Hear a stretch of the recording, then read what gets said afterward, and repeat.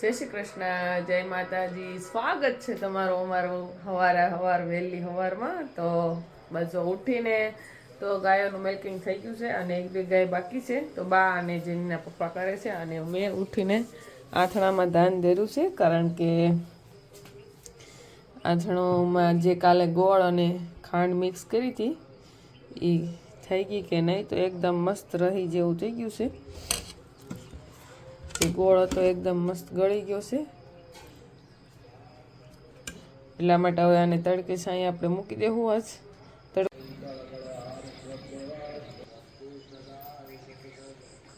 તો સવારના 6 વાગી ગયા. બસ છેલ્લી બે ગાય રહી મિલ્કિંગ થઈ જાય એટલે છાશનું કામ ઉપાડવાનું છે. અને આથણામાં તો મસ્ત રસી થઈ ગઈ એટલે તડકે છાંય મૂકી દેવું. તો છાશમાં દહીં જે ફ્રીજમાં હતું એ આપણે બહાર કાઢી લીધું છે ડબ્બો, અને બીજું આપણે ફ્રીજમાં જ છે. તો સવારમાં જો આરતી ને એવું બધું થઈ ગયું છે, અને હનુમાન ચાલીસા ને એવું બધું સંભળાય છે, અને લક્ષ્મીનું મિલ્કિંગ હાલે છે.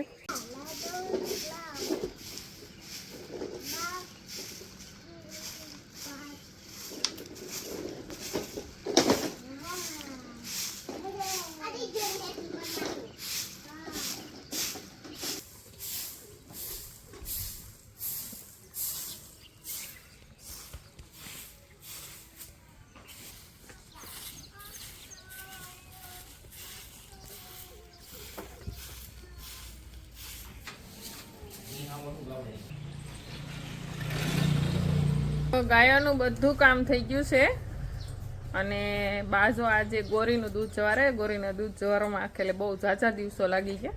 21 દિવસ થયા ત્યારે વારો આવ્યો છે જવારવાનો. તો આજે ગોરીનું દૂધ જવારાઈ જાય, પછી બા ખાય છે, બાકી અમે તો બધા ખાતા જ હતા. અને જો ઢેલ ઓગાળવા મળી છે, ગંગા બેઠી છે, અને અત્યારમાં ભીનું ભીનું વાતાવરણ લાગે, કારણ કે રોજ સવારે એટલા વાદળા થાય અને એટલો ઝાકળ આવે કે એની વાત નહીં. ને અત્યારે આજે કપડાનું કામકાજ મોડું બપોરે કરવાનું રહે, કારણ કે હું જેનીના પપ્પા અને બધા જઈએ છીએ. આપણે ગૂંથળી રાખી હતી ઉકલ એ ભરવા માટે. તો બસ જો અત્યારે અમે ભરવા જઈએ છીએ ગૂંથળી.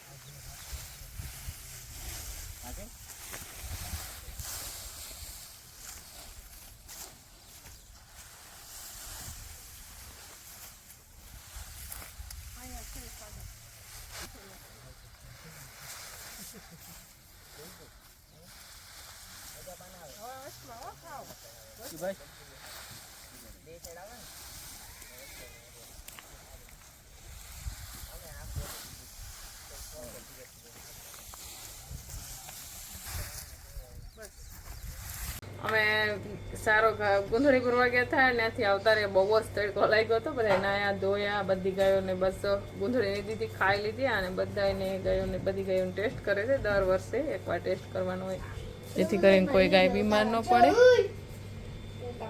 અને એશવી જો અહીંયા પીલુરી ખાઈ છે, પીલુરી ખાઈ ગયા. હે મારી હાટું ન રાખ્યું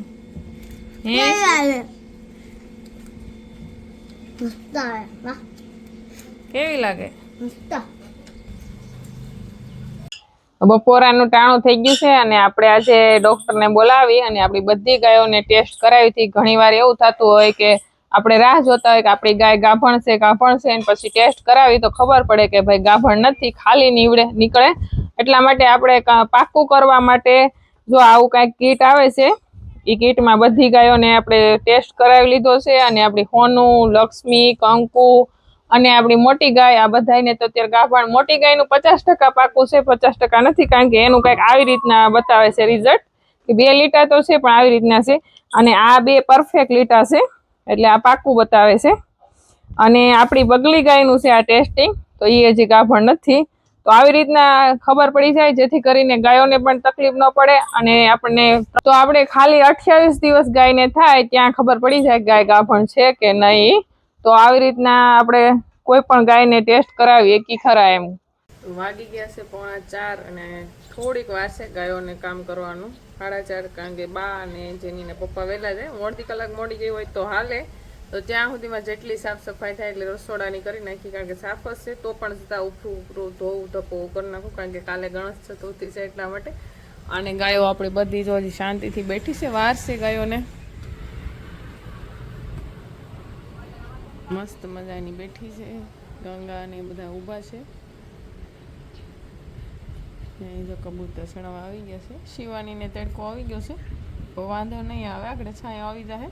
શિવો અત્યારે જો બધી ગાયોનું કામ શરૂ હતું, પાવા નીરવાનું, એટલે ગાય સુરભીનું મિલ્કિંગ કરવાનું બહુ મોડું થઈ ગયું, અંધારું થઈ ગયું છે, તો અત્યારે આપણે કરવાનું છે એનું મિલ્કિંગ. સુરભી ઊભી રે.